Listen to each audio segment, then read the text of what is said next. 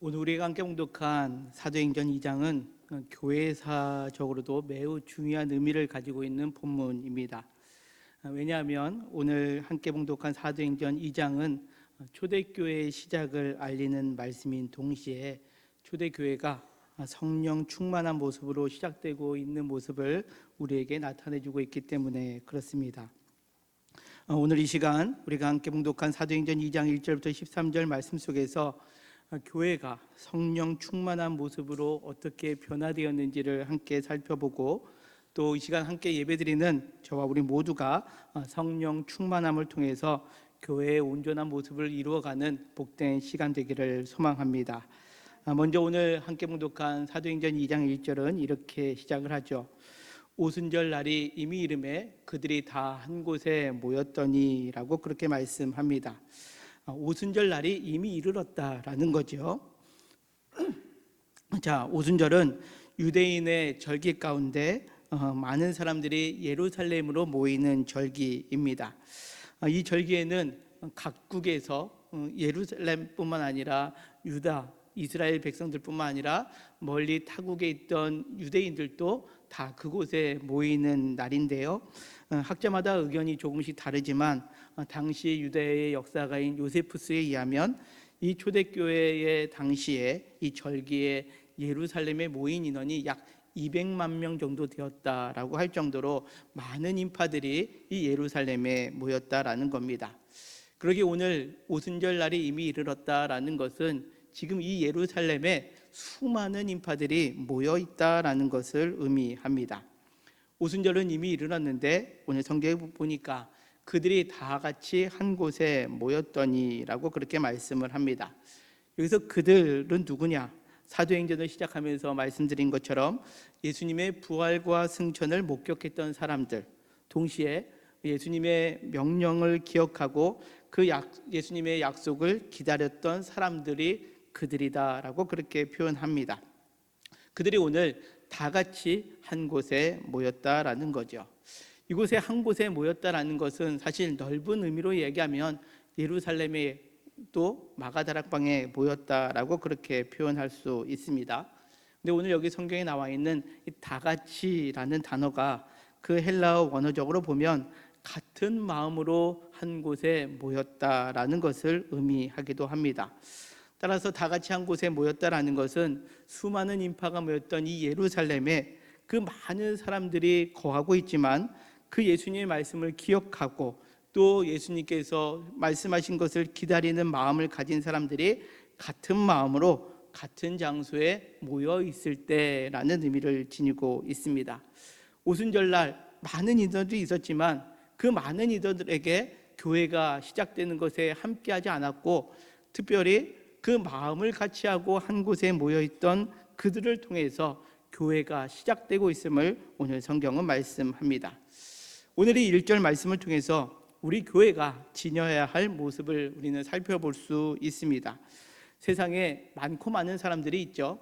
이곳 영통 지역뿐만 아니라 수원, 화성, 용인 이 근방에 있는 사람들, 더 나아가 대한민국 세계 열방에 수많은 사람들이 있습니다. 그 수많은 사람들 가운데 우리는 오늘 이 시간 한 곳에 모여 있습니다. 그러나 우리가 이 한 곳에 모여 있다라고 해서 교회가 되는 것이 아니라 오늘 성경 말씀처럼 예수님의 명령을 기억하고 또 예수님께서 다시 오실 것이다라는 것을 기대하고 소망하는 사람들이 함께 모였을 때에 비로소 교회가 시작되고 있음을 우리는 기억해야 합니다. 따라서 오늘 이 자리에 모인 우리 사랑하는 성도 여러분, 다시 오실 주님을 마음 가운데 함께 우리가 그 말씀을 기억하는 성도님들 되셨으면 합니다. 뿐만 아니라 주님께서 사도행전 1장 8절에 말씀하신 것처럼 땅 끝까지 이르러 내 증인이 되리라 라는 그 주님의 명령을 따름으로 우리 모두가 한 곳에 같은 마음으로 모여 온전한 교회의 모습을 이루어가는 우리 모든 성도님들 되시기를 주님의 이름으로 간절히 축원합니다. 자, 이와 같이 한 곳에 모여있던 이들을 통해서 이제 오순절 마가다락방에 성령의 충만함의 역사가 드러나는데, 사도행전 2장 2절부터 4절까지의 말씀을 우리 함께 읽겠습니다. 시작. 호련히 하늘로부터 급하고 강한 바람 같은 소리가 있어 그들이 앉은 온 집에 가득하며 마치 불의 혀처럼 갈라지는 것들이 그들에게 보여 각 사람 위에 하나씩 임하여 있더니 그들이 다 성령의 충만함을 받고 성령이 말하게 하심을 따라 다른 언어들로 말하기를 시작하니라. 아멘. 그렇습니다. 이제 2절 이하에 있는 말씀에 보면 1절에 그들이 한 곳에 다 같이 모여 있을 때에 성령의 충만함을 받았다라고 그렇게 오늘 성경은 말씀합니다.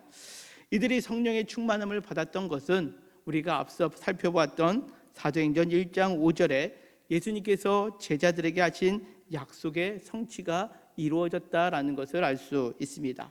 사도행전 1장 5절에 있는 말씀은 무엇이냐?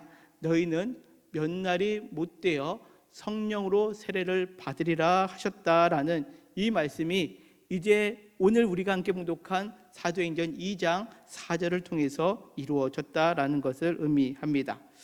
역사적으로 처음 교회가 이루어지는 모습 가운데 하나님의 약속의 성취인 성령 충만함이 같은 마음을 가지고 있던, 그리고 같은 장소에 있던 그들에게 임하는 모습이었다라는 거죠. 자, 오늘 말씀 속에서 우리가 다시 한번 좀 되새겨볼 필요가 있는 것이 있는데요, 사도행전 1장 5절에 나와 있는 성령으로 세례받음이라는 표현이 나와 있고요, 또 사도행전 2장 4절에 성령 충만함을 받았다라고 오늘 성경은 기록하고 있습니다. 예전에 제가 설교 시간에도 잠깐 말씀을 드렸지만 여러분들 성령 세례와 성령 충만에 대해서 여러분들 구분을 하시나요? 자, 여러분들이 예전에 들었던 것들을 저 깊은 기억 속에 잠재시켜 놨다면 오늘 이 시간에 다시금 좀 끄집어내는 시간으로 여러분들에게 다시 말씀을 드리고자 합니다. 성령 세례와 성령 충만, 어떤 경우는 이것이 동시에 일어나는 경우도 있고요, 하지만 신학적으로는 이것을 따로 구분해서 설명을 합니다. 성령 세례는 무엇이냐? 우리가 그동안 인간적으로 마음대로 인간의 죄성으로 삶을 살아가다가 어느 순간에 성령님께서 내 안에 들어오셔서 나로 하여금 예수님을 믿게 한다라고 한다면 그것이 성령 세례다라고 그렇게 말할 수 있습니다. 대표적인 말씀이 고린도전서 12장 3절에 있는 말씀인데요, 그러므로 내가 너희에게 알리노니 하나님의 영으로는 말하는 자는 누구든지 예수를 저주할 자라 하지 아니하고, 같이 읽겠습니다. 또 성령으로 아니하고는 누구든지 예수를 주시라 할 수 없느니라. 아멘. 이렇게 말씀합니다. 여러분들은 예수님 믿고 구원 받으셨습니까? 아멘이십니까? 그렇다면 여러분들은 성령 세례를 받으신 겁니다. 여러분들 안에 성령께서 임하여 주셔서 예수님을 나의 주인으로, 나의 구원자로 고백하고 있다면 여러분들은 성령 세례를 받은 겁니다. 근데 간혹 우리가 신앙생활하다가 이런 분들이 계십니다. 내가 예수님을 믿습니다 라고 해서 예수님 영접했다라고 생각했는데 삶 속에서 예수님을 떠나 삶을 한참 살았습니다. 예수님이 믿는다라고 했지만 막상 삶 속에서는 예수님을 믿는 사람처럼 살아가지 못했다라는 거죠. 그러다 보니까 어느 날 회심하고 다시 예배의 자리, 기도의 자리에 와서 내가 이제 성령 세례를 다시 받고 예수님을 믿겠습니다 라고 말하는 분들이 계십니다. 이 말은 맞을까요? 틀릴까요? 좀 틀립니다. 왜 틀리냐? 이런 예로 여러분들에게 말씀드릴 수 있습니다. 여러분들 남녀가 서로 사랑해서 결혼을 하죠. 근데 결혼 생활하다가 그 남녀의 관계가 좀 서먹서먹해졌습니다. 부부 관계가 소원해졌습니다. 그런데 서로 대화를 통해서 우리가 서로 사랑하고 있었구나 라고 알고 있다면 여러분들 다시 결혼식 하시나요? 아니죠. 그냥 사랑을 확인하는 겁니다. 즉 우리가 결혼식을 남녀가 만나서 한 번 하는 것처럼 성령 세례는 하나님 예수 그리스도를 구주로 영접했다라고 할 때 오늘 고린도전서 12장 3절에 있는 말씀처럼 내가 예수님을 구주로 고백하고 있는 것은 성령으로 되었기에 이것은 일회성으로 나타나는 겁니다. 반면에 성령 충만은 무엇이냐? 조금 전에 결혼 생활을 예를 들었는데요, 우리가 결혼을 했다라고 해서 항상 사랑이 풍성하게 드러나는 가정이 되나요? 그렇지 않죠. 이제 함께 결혼 생활을 하면 남자는 여자가 무엇을 원하는지 또 그것에 사랑하는 마음으로 맞추게 되고 또 여자는 남자에게 무엇을 원하는가를 맞춰가면서 서로를 위해서 사랑하는 관계를 더 이루어가는 것을 필요로 합니다. 이것이 바로 결혼 생활을 유지하는 사랑의 관점이죠. 사랑은 결혼할 때 일회성만 갖고 있다라고 해서 결혼 생활이 유지되나요? 그렇지 않습니다. 늘 점검하고 나에게 아내가 있구나, 나에게 남편이 있구나 점검하면서 서로의 사랑을 늘 확인하면서 갈 때 온전한 가정생활이 이루어질 수 있는 것처럼 우리가 성령 충만을 입어야 되는 이유도 여기에 있습니다. 한번 내 안에 성령님이 들어오셨다라고 해서 내가 그대로 삶을 살아가는 것이 아니라 지속적인 성령 충만함을 통해서 내가 예수님께서 나와 늘 교제하고 동행하는 삶을 살아가게 되는 것, 이것이 성령 충만한 삶이다라고 그렇게 표현할 수 있습니다. 성경 속에서 그러면 성령 충만한 삶은 어떠한 삶으로 살아가고 있느냐? 대표적인 말씀이 몇 가지 등장을 하는데요. 요한복음 16장 13절에서는 이렇게 말씀합니다. 그러나 진리의 성령이 오시면 그가 너희를 모든 진리 가운데로 인도하시리니 라고 그렇게 말씀합니다. 자, 성령께서 우리의 삶을 날마다 임하여 주시고 우리를 이끄시면 우리는 어떠한 삶을 살아가느냐? 진리 가운데로 인도함 받는 삶을 살아가게 된다라는 거죠. 그러기에 과거에는 내 생각, 내 마음대로, 내 욕심대로 삶을 살아왔던 사람이라면, 성령 충만함을 입은 사람이라면 내가 하고 싶어하는 죄성을 따라 내 욕심을 따라 살아가는 것이 아니라 진리, 즉 하나님의 말씀, 진리 되시는 예수 그리스도로 따라가는 삶을 살게 된다라는 것을 의미합니다. 바로 웃기는 이곳에서 예배드리는 우리 사랑하는 성도 여러분 한 사람 한 사람 모두가 성령의 충만함으로 날마다 진리 가운데로 인도함 받는 우리 복된 성도님들 되시기를 주님의 이름으로 간절히 축원합니다. 또 오늘 성경에 보면 요한복음 20장 21절은 이렇게 말씀합니다. 예수께서 또 이르시되 너희에게 평강이 있을지어다. 아버지께서 나를 보내신 것 같이 나도 너희를 보내노라 라고 말씀하시면서 이 말씀을 하시고 그들을 향하사 숨을 내쉬며 이르시되 성령을 받으라 라고 그렇게 말씀합니다. 성령 충만한 삶을 살아가기 위하여 예수님께서 제자들에게 숨을 내쉬며 이르시되 성령을 받으라 라고 말씀하셨다라는 거죠. 그래서 숨을 내쉰다라는 것은 그 예수님의 생명력이 그들에게 전달되고 그때에 성령을 받았다라고 그렇게 말씀할 수 있습니다. 즉 성령 충만함이다라는 것은 그 예수님의 생명력이 나에게 임하는 것이 성령 충만이고 그때에 오늘 요한복음 20장 21절처럼 우리에게 평강이 임하게 되고 또 하나님께서 우리에게 맡겨진 사명을 감당하게 되는 것, 이것이 오늘 예수님께서 그 제자들 향하여 숨을 내쉴 때에 성령 받으라 할 때 임하게 되는 사건이었음을 오늘 성경은 우리에게 말씀합니다. 즉 성령 충만이란 무엇이냐? 말씀 속에서 평안을 찾고 말씀 속에서 사명을 찾는데 그 사명을 이루어가는 힘은 예수 그리스도께서 우리에게 주시는 그 생명의 능력으로 이것들이 가능하다라는 거죠. 바로 웃기는 오늘 우리 모두에게 평안이 임하기를 원하시고 또 사명을 감당하기 원하신다면 우리 모두가 주님의 그 생명의 능력 안에서 성령 충만함을 이루어가는 우리 모두가 되시기를 주님의 이름으로 간절히 축원합니다. 자, 그렇다면 이렇게 성령 충만함이라는 것은 다양하게 우리에게 나타날 수 있는데요. 오늘 함께 봉독한 사도행전 2장에서는 특별한 그 성령 충만의 모습이 기록되어 있는 것을 보게 됩니다. 다시 사도행전 2장 2절에 있는 말씀을 보겠습니다. 호련히 하늘로부터 급하고 강한 바람 같은 소리가 있어 그들이 앉은 온 집에 가득하며 라고 그렇게 말씀합니다. 우리가 성령 충만이라는 단어를 생각할 때에 딱 떠오르는 거 뭐냐면 기도를 열심히 할 때에 갑자기 쉬 하면서 내 마음 가운데 뭔가 신비한 역사가 딱 드러냈을 때 성령 충만 받은 것 같은 그러한 마음을 들 때가 있습니다. 제가요 순복음교회 출신이거든요. 제가 학생 때 6년 동안 수련회를 오살리 기도원으로 다녔습니다. 오살리 기도원에서 늘 성령 충만을 그렇게 받아왔습니다. 정말 그렇게 하나님의 역사가 임하는 경우들이 있다라는 거죠. 근데 오늘 성경을 우리가 자세히 살펴보면 성령 충만이 바람같이 임했다라고 그렇게 말하지 않습니다. 잘 보십시오. 바람 같은 뭐요? 소리입니다. 바람이 임하는 게 아니라 소리다라는 거죠. 그 성령 충만이 바람으로 임하는 것이 아니라 바람 같은 소리로 지금 연결되어 있음을 우리는 말씀 속에서 기억해야 합니다. 자, 이어지는 사도행전 2장 3절입니다. 같이 읽겠습니다. 시작. 마치 불의 혀처럼 갈라지는 것들이 그들에게 보여 각 사람 위에 하나씩 임하여 있더니. 아멘.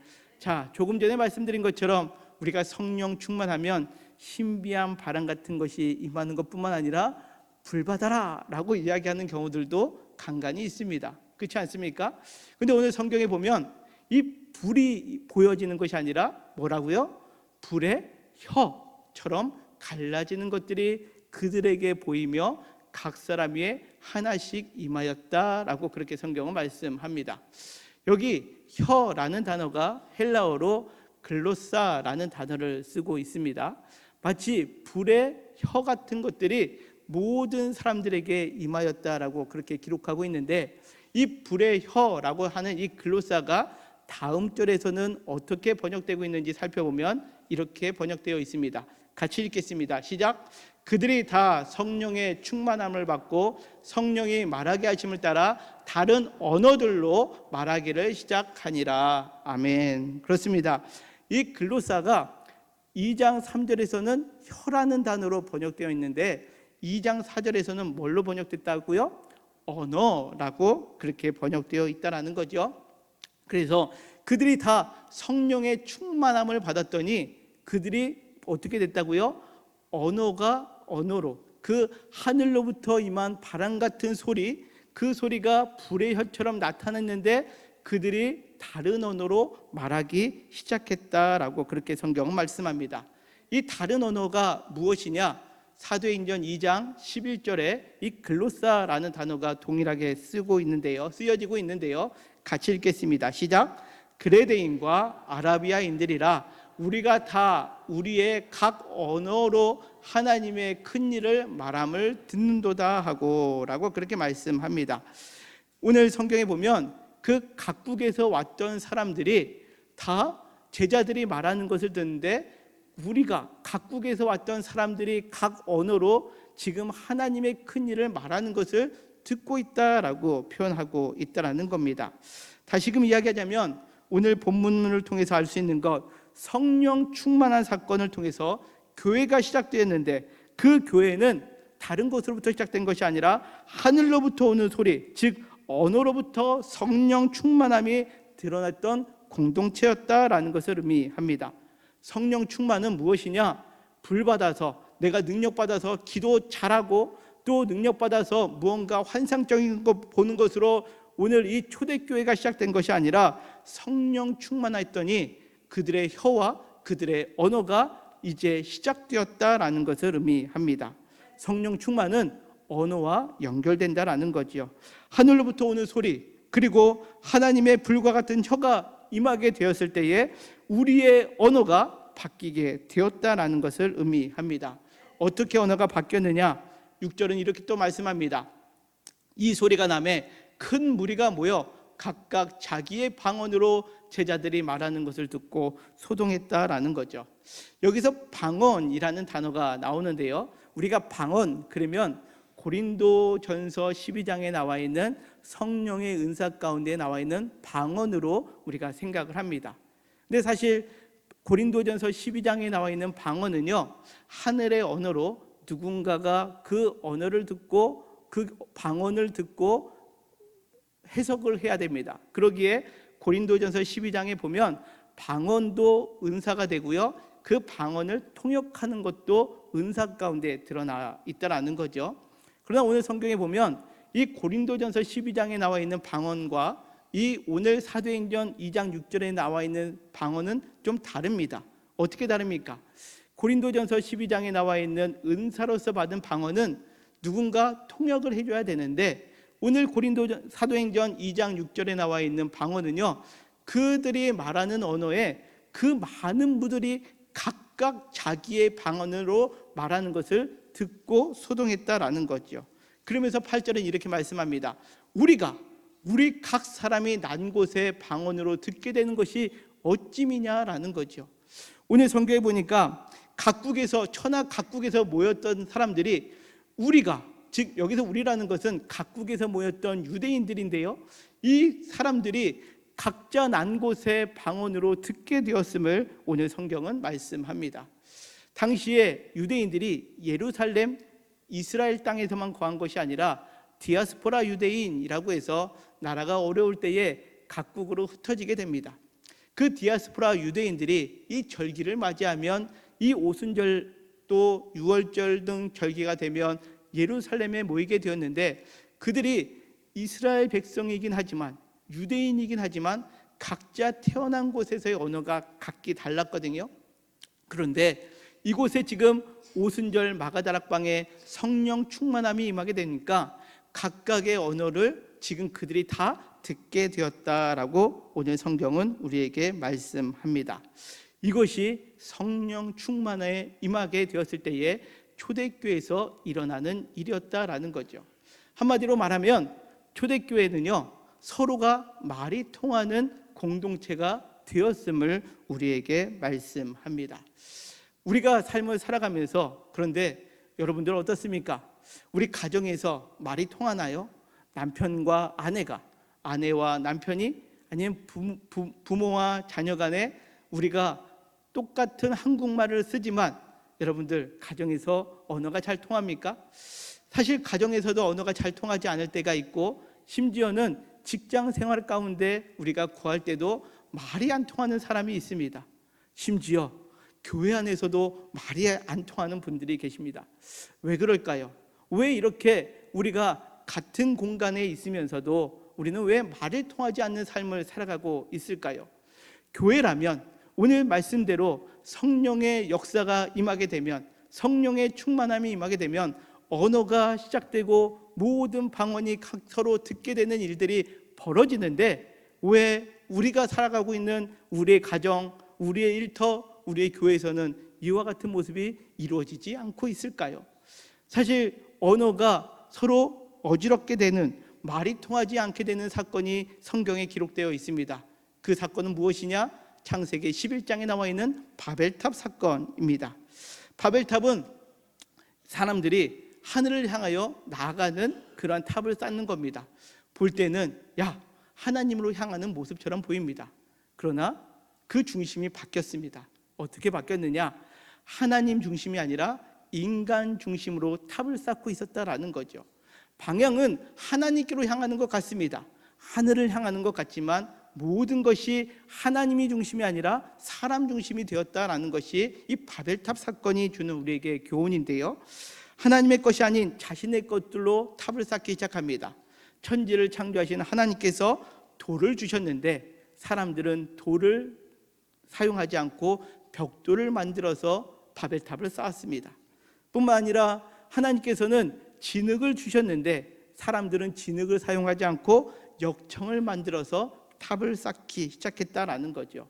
다시 말하면 하나님이 중심이 돼야 되는데, 그 바벨탑은 하나님께로 향하는 것 같지만 그들의 중심에는 여전히 자신들만이 남아있는, 즉 인간의 교만함, 인간 중심의 마음이 있었을 때에 결국 하나님께서 그 사람들을 보시고, 이들이 언어가 하나이다 보니까 이와 같이 교만해지는구나 라고 해서 하나님께서 그 언어를 흩으신 사건, 이것이 창세기 11장에 나와 있는 바벨탑 사건이다라는 거죠. 그러기에 우리가 오늘 말씀을 통해서 우리의 가정 안에서, 우리의 일터 안에서, 우리 교회 안에서 언어가 말이 통하지 않는다라는 것은 왜 그러느냐?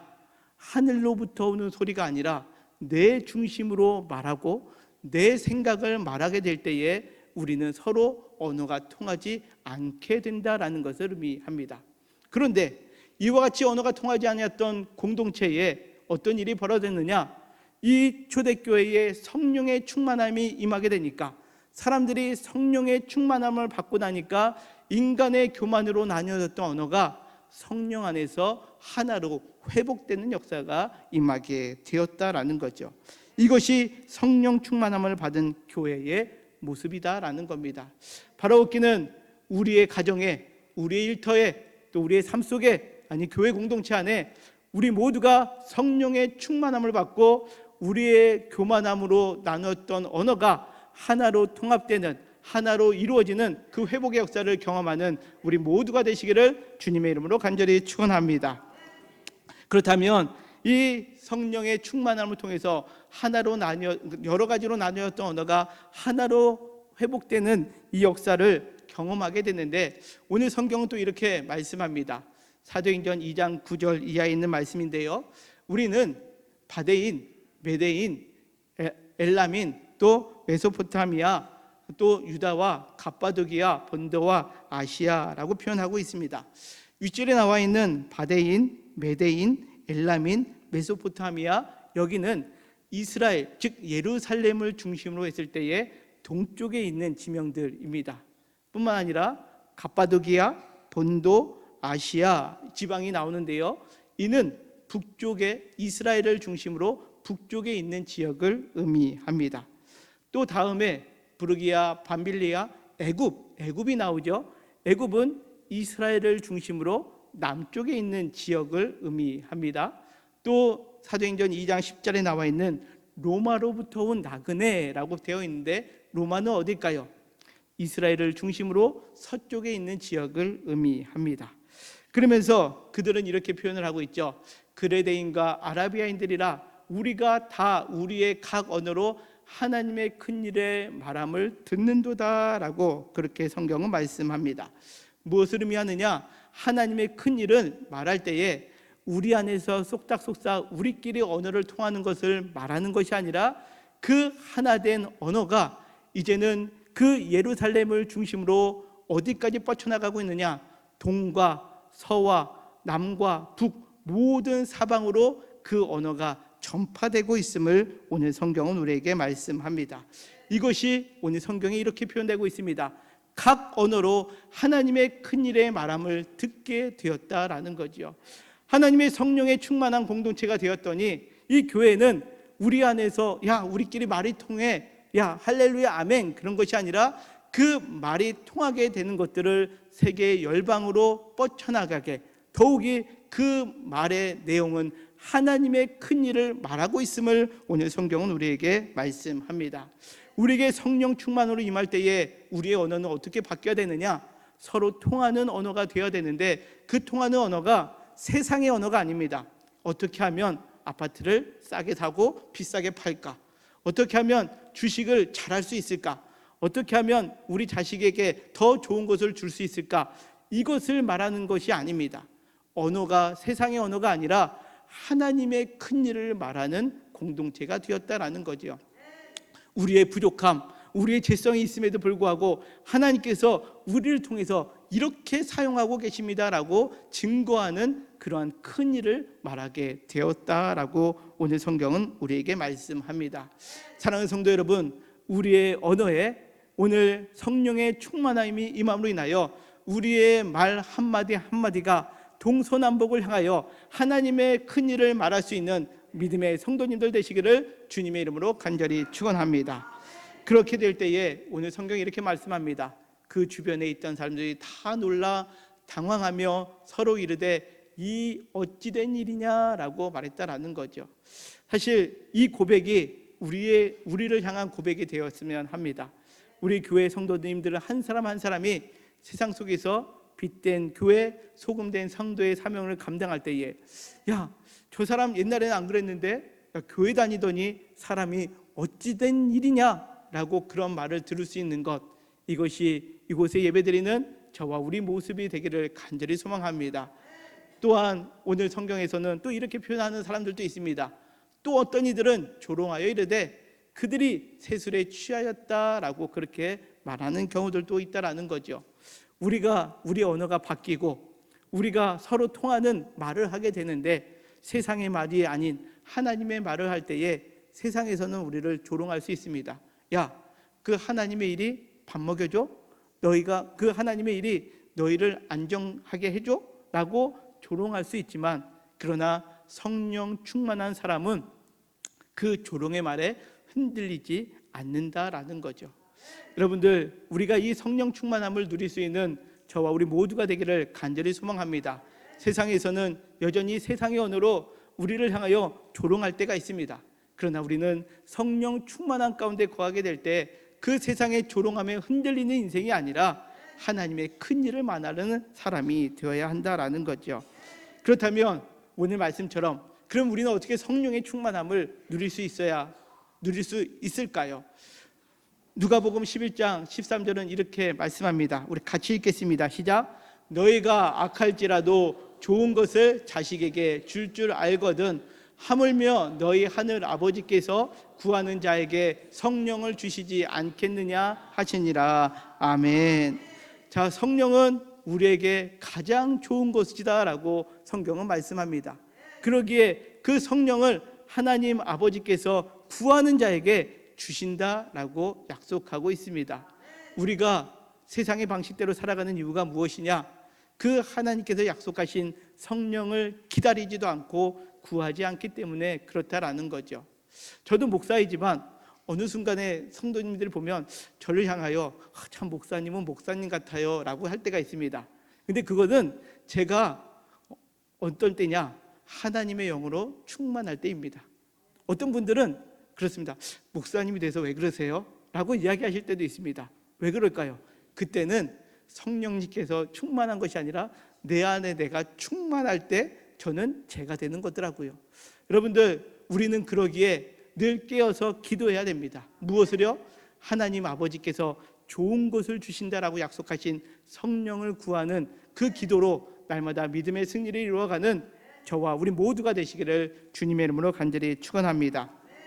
그럴 때 오늘 마지막으로 오늘 말씀을 준비하면서 이런 생각이 떠오르더라고요. 그렇다면 그 하나님의 성령으로 충만한 언어와 그렇지 못한 언어는 무엇일까라는 그런 물음이 오늘 말씀을 준비하면서 떠올랐습니다.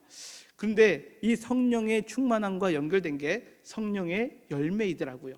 갈라디아서 5장에 나와 있는 성령의 열매에 관한 말씀을 묵상하다 보니까 우리가 성령 충만하지 아니할 때의 모습이 고스란히 드러나 있는 것을 보게 됩니다. 갈라디아서 5장 19절 이하에 있는 말씀인데요, 우리 같이 한번 읽겠습니다. 시작.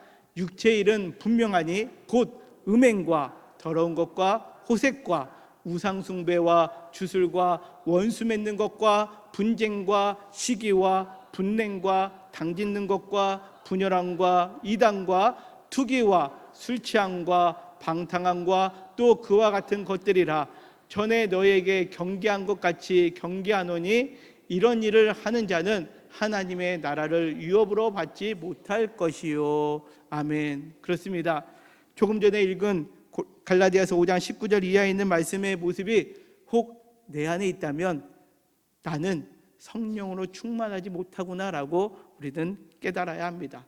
내 입술 가운데 원수 맺는 말, 분쟁하는 말, 시기하는 말, 분내고 당짓는 말, 그리고 투기하고 방탕한 말을 일삼고 있다면, 야, 내가 지금 교회 다니지만, 내가 성령 세례 받아서 하나님의 자녀라고 하지만 성령 충만함으로 온전히 주님과 교제하고 있지 못하구나 라고 우리는 깨달아야 됩니다. 그렇다면 하나님의 성령을 구하면 우리는 어떻게 변화될 수 있을까요? 우리 같이 읽겠습니다. 시작.